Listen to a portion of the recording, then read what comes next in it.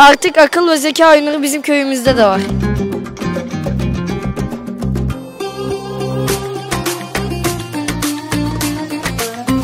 Akıl ve zeka oyunu sınıfları bizim köyümüze de geldi. Okul olarak biz çok mutluyuz. Çocukların gelişimi açısından mükemmel çünkü çağımız teknoloji çağı.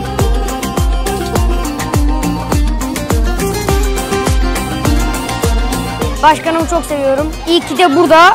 Yani o olmasaydı böyle şey olmayabilirdi. Bugün çok mutluyuz çünkü çocuklarımızı çeldirici, çok dijital oyunların varlığının olduğu bir dönemde başkanımızın akıl ve zeka oyunları gibi bir sınıfı bize tahsis etmesi bizim için gururlandırıcı bir mevzu.